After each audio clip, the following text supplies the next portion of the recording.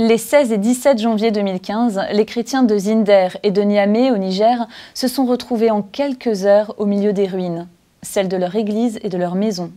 Les émeutiers voulaient se venger d'une caricature du prophète de l'islam Mahomet, celle qui est sortie dans le journal satirique Charlie Hebdo. 2 semaines après le drame, on a pu obtenir l'interview d'un pasteur qui nous a fait part de ses émotions. On l'écoute.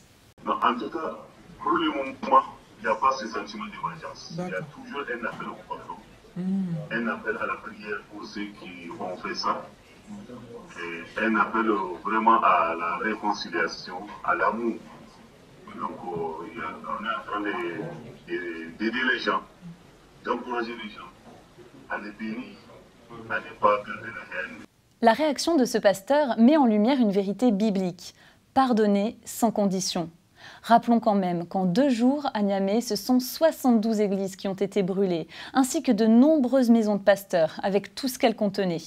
Beaucoup de familles chrétiennes ont perdu tous leurs biens en quelques heures. Alors, face à un incident d'une telle ampleur, on peut se demander si cet événement était prévisible. À la fois oui et non. Oui, parce que le Niger est une société qui se radicalise, mais à ce point-là, non. Il y a quand même 45 églises qui ont été détruites en 3 heures à Niamey, le 17 janvier.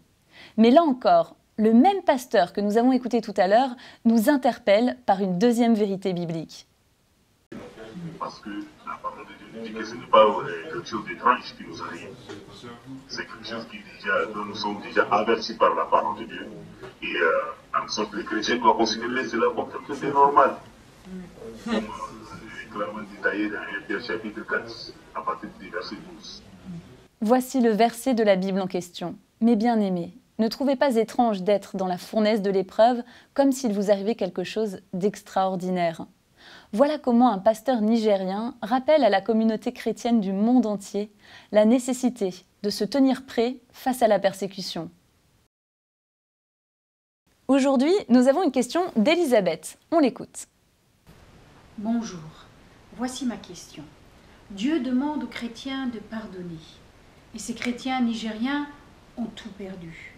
N'ont-ils pas un désir de vengeance ?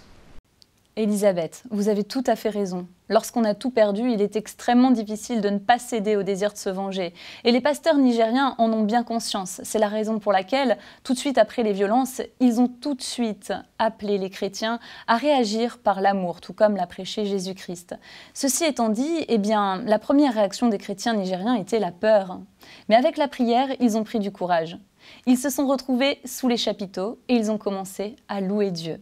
Donc la communion fraternelle ainsi que les prières des chrétiens du monde entier leur ont été extrêmement bénéfiques. Voilà pour votre réponse, Elisabeth. Si tout comme Elisabeth vous avez des questions, n'hésitez pas à nous les faire parvenir sur le site web de Portes Ouvertes dans la rubrique Plein Cadre.